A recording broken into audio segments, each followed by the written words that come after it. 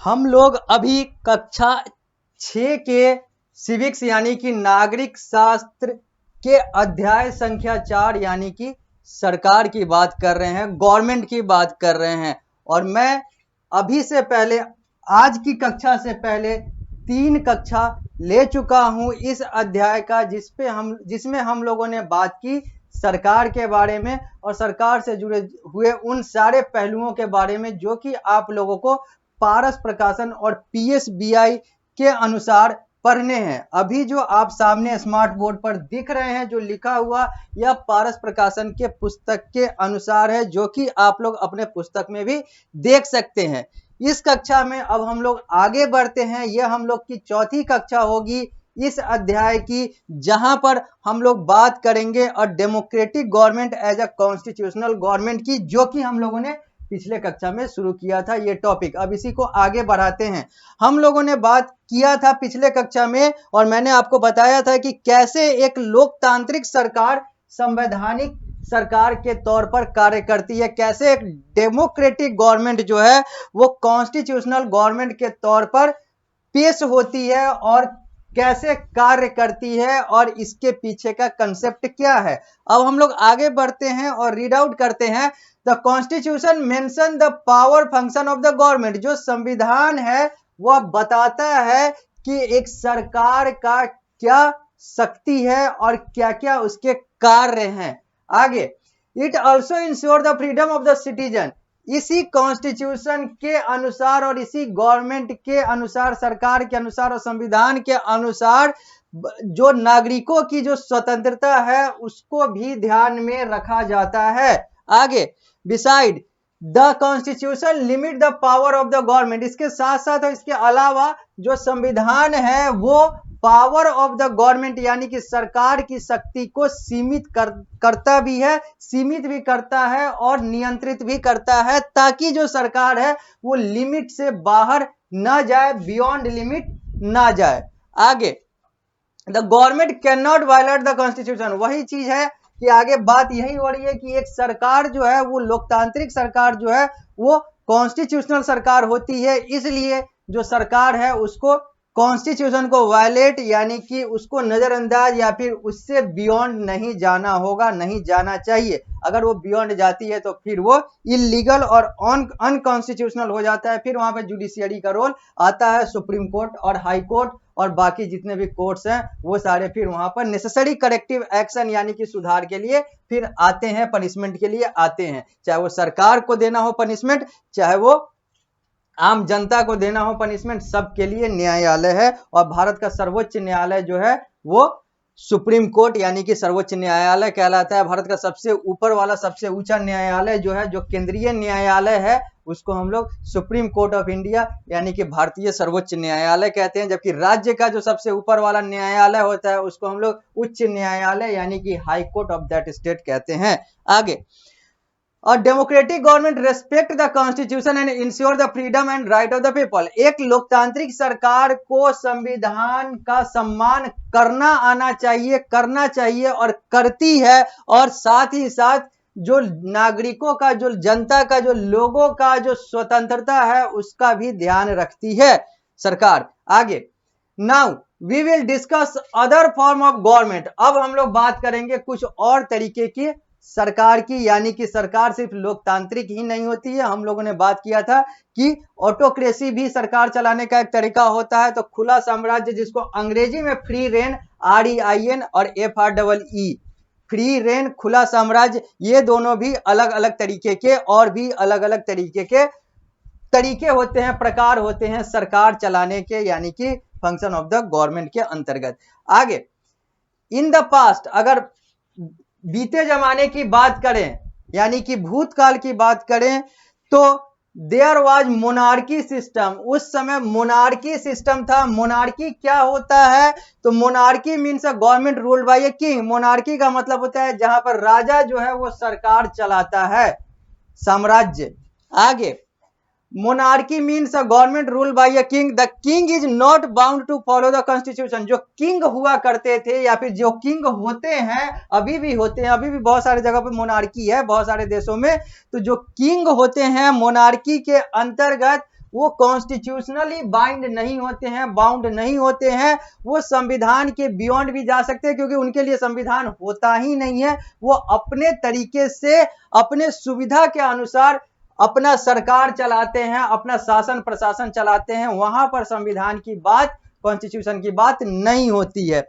आगे, it believes in divine right, वो believe करते हैं, मतलब उनका विश्वास होता है डिवाइन राइट, यानी कि जो राइट, जो अधिकार मिले हुए हैं, जो ऊपर से जो कृपा वाला जो अधिकार मिला हुआ है, उसी के आधार पर, दैविक अधिकार के आधार पर वो लोग चलते हैं। आगे, इन अदर वर्ड द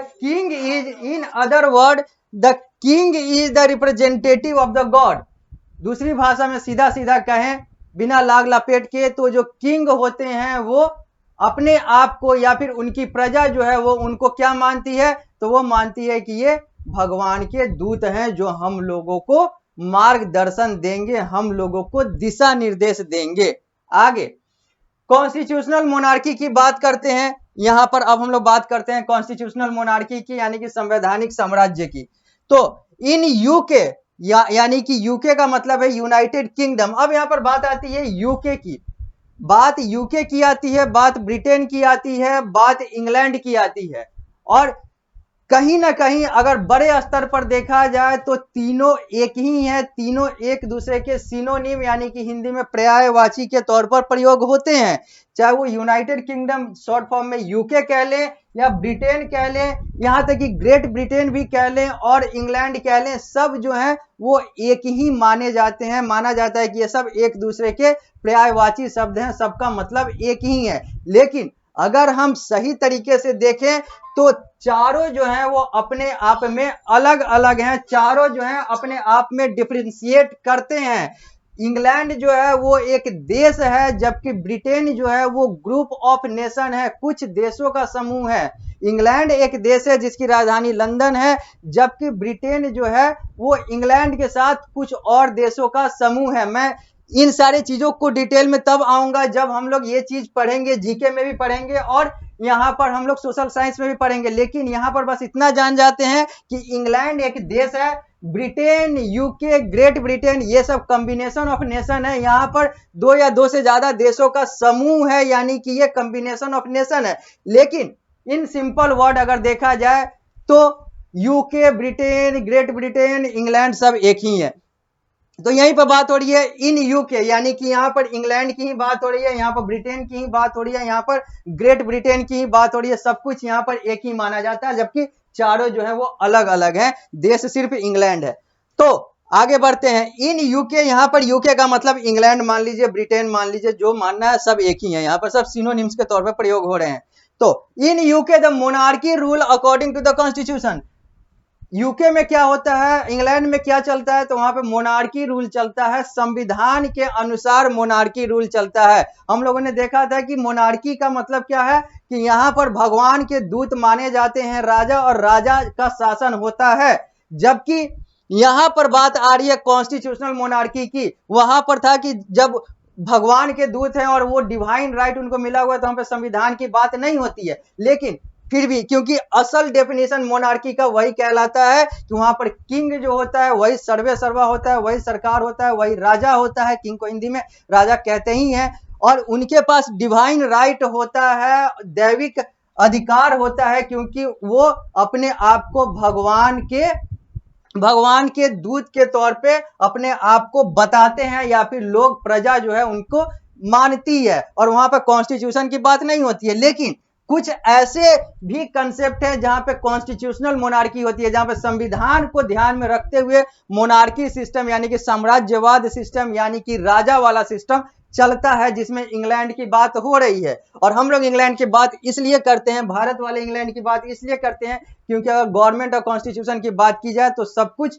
का जो आधार है वो इंग्लैंड से ही आता है, क्योंकि अंग्रेजों ने हम पर, यानी कि हम भारतीयों पर राज करके बहुत समय तक राज किया, और आज वो सब कुछ, आज भी वो अगर देखा जाए, सही मायने में देखा जाए, तो अपने गवर्नमेंट सिस्टम के आधार पे जो वो दे कर गए, उसके आधार पर अगर देखा जाए तो आज भी हम लोग इंग्लैंड वाले पद्धति, यानी कि इंग्लैंड के ही गवर्नमेंट वाले सिस्टम में गुलाम है। तो यहां पर कॉन्स्टिट्यूशनल मोनार्की की बात हो रही है और इंग्लैंड में कॉन्स्टिट्यूशनल मोनार्की चलता है।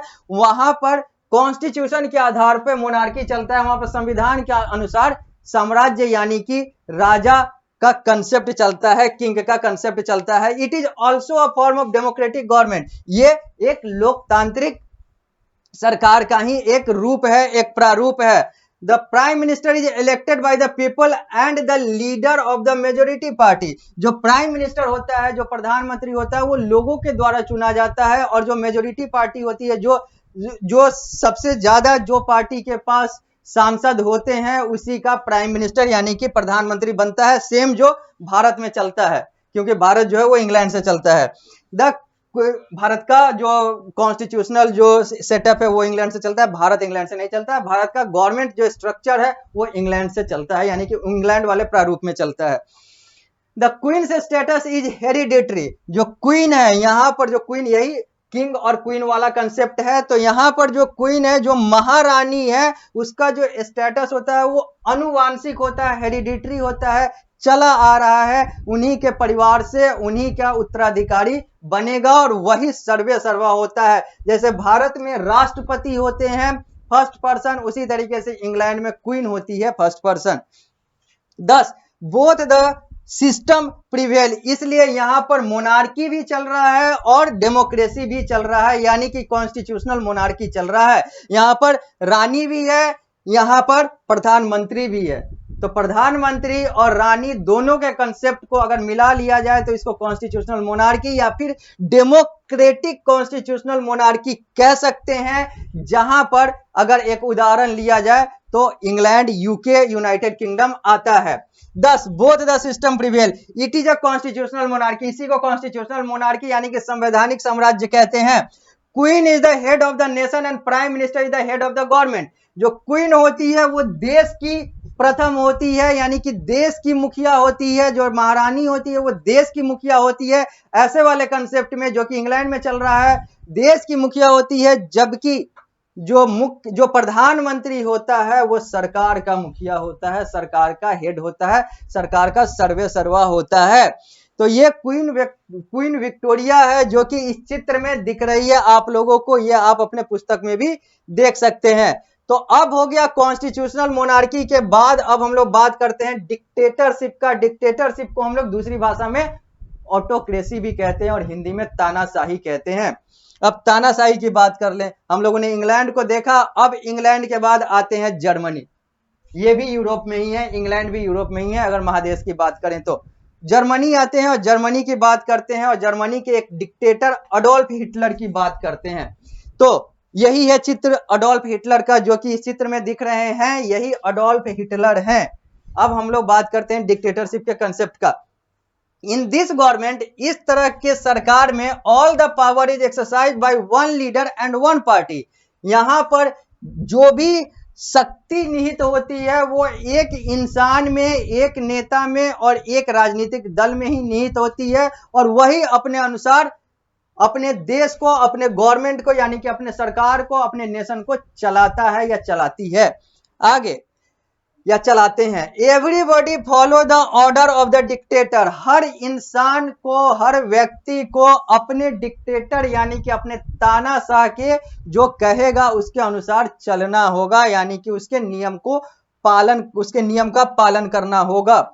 यह तो फिर भी एक पुराना उदाहरण हो गया। अगर अभी एक नया, अभी के समय का एक उदाहरण ले तो अभी का बेस्ट उदाहरण, सबसे सर्वश्रेष्ठ उदाहरण जो होगा वो नॉर्थ कोरिया का होगा, यानी कि उत्तर कोरिया का होगा, जहां पर अभी भी तानाशाही चलती है। आधिकारिक रूप से न भी हो तो अनाधिकारिक रूप से चलती ही चलती है। People lack right, specially right to expression. अब चूंकि डिक्टेटर है, सारा शक्ति उसी के पास है, सब कुछ वो जैसा चाहेगा वैसा ही करेगा, तो सीधी सीधी बात है कि जब शक्ति एक के पास है तो बाकी का जो राइट है वो तो खत्म होगा ही होगा, बाकी का जो अधिकार है वो तो खत्म होगा ही होगा, चाहे वो बोलने का अधिकार हो, चाहे वो कोई भी अधिकार हो। Adolf Hitler was a dictator of Germany. वही बात है, अडोल्फ हिटलर जो है वो, चूंकि डिक्टेटर की बात हो रही है, हम लोगों ने डिक्टेटर का कंसेप्ट देखा यहां पर, तो एक उदाहरण जो है वो जर्मनी से आता है। जर्मनी का एक तानाशाह हुआ करते थे जिनका नाम अडोल्फ हिटलर था। वही चित्र यहां पर दिख रहा है अडोल्फ हिटलर का। आगे election where held on the base of fear and threat. यहां पर भी चुनाव होता है, कहने को तो यहां पर भी चुनाव होता है, लेकिन चुनाव में पहले से सारा कुछ तय होता है कि कौन जीतेगा और कौन हारेगा। यानी कि यहाँ पे डरा धमका के, डर और धमकी की से भरा हुआ चुनाव होता है, जहां पर लोगों को एक तरफ ही मतदान करना होता है, करने के लिए डराया धमकाया जाता है। दे या न दे, अगर न भी देता है तो भी सरकार उसी की बनती है जिसकी बननी होती है। इसी को डिक्टेटरशिप कहते हैं, इसी को हम लोग ऑटोक्रेसी कहते हैं, इसी को हम लोग तानाशाही कहते हैं। और इसका बेस्ट उदाहरण आता है इतिहास के पन्नों से, जर्मनी देश, यूरोप महादेश से, जिसके एक तानाशाह हुआ करते थे, अडोल्फ हिटलर ये हैं। अब तानाशाही हम लोग पहले भी बात किए हैं कि तानाशाही सही है या तानाशाही गलत है, तो तानाशाही गलत भी पूरा नहीं है, जरूरत पड़ने पर तानाशाही भी सही हो जाता है, तो जरूरत पड़ने पर डेमोक्रेसी जो सब लोग मानते हैं सही है वो भी गलत हो जाता है। तो कभी कभी खुला साम्राज्य भी अच्छा और कभी कभी खुला साम्राज्य भी बुरा हो जाता है, ये हम लोगों ने पहले भी बात की है। आगे, अपोजिशन लीडर वेयर सप्रेस्ड। अब चूंकि डिक्टेटरशिप है तो जो विपक्षी नेता है, विपक्षी राजनीतिक दल है, उसको तो दबाया ही जाता है, तभी तो तानाशाही है, नहीं तो तानाशाही का मतलब क्या है। तो 123 नंबर पृष्ठ पे थे हम लोग। अब हम लोग आगे बढ़ते हैं और हम लोग आते हैं पृष्ठ संख्या 124 पर, और ये हम लोगों का लास्ट पृष्ठ है जहां पर हम लोग इस अध्याय को लेकर चल रहे हैं। यह अध्याय हम लोग का यहां पर कंप्लीट होगा, पूरा होगा, फिर अगले पन्ने तक हम लोग क्वेश्चंस आंसर्स देखेंगे। तो हम लोग आगे बढ़ते हैं और बात करते हैं इंटरेस्टिंग फैक्ट का। डू यू नो, क्या आप जानते हैं, do you know that during the period of Sukrat and Plato, Greek city and state were very small and people directly participated in government affair. जब सुकरात और प्लेटो का समय था, जब उनका समय काल हुआ करता था, उस समय ग्रीक सिटी, ग्रीक के शहर और जो राज्य थे वो बहुत छोटे हुआ करते थे, और जो वहां की जनता थी वो डायरेक्टली सरकार में हस्तक्षेप करती थी या कर सकती थी। यहाँ पे गवर्नमेंट अफेयर उनका डायरेक्ट बनता था।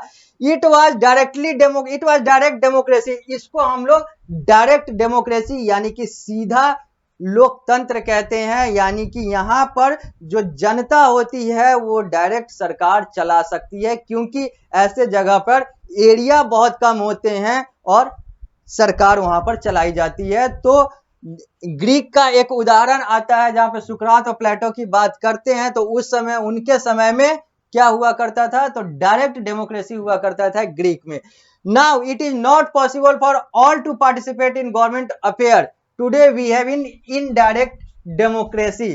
अब चूंकि एरिया भी बढ़ गया, जनसंख्या भी बढ़ गया, तो अब यह पॉसिबल, यह संभव नहीं है कि सभी लोग सरकार में शामिल हों, सभी लोग सरकार में पार्टिसिपेट करें, सभी लोग सरकारी डिसीजन, निर्णय ले सके। इसलिए अब जो है हम लोग अब इनडायरेक्ट डेमोक्रेसी के कंसेप्ट में आ चुके हैं, जहां पर हम लोग अपने प्रतिनिधि को चुनते हैं, और वो प्रतिनिधि जो है हमारे लोगों का प्रतिनिधित्व करता है, और वो हमारे बिहाफ में, हमारे बदले निर्णय लेता है, हमारे हित को ध्यान में रखते हुए। इसको इनडायरेक्ट डेमोक्रेसी कहते हैं।